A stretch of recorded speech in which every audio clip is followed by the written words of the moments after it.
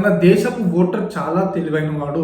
అతనికి చాలా బాగా తెలుసు పార్లమెంట్ లో ఎవరు పాలించాలి, అసెంబ్లీలో ఎవరు పాలించాలనేది, కేంద్రంలో ఎవరు ఉండాలి, రాష్ట్రంలో ఎవరు ఉండాలనేది చాలా బాగా తెలుసు.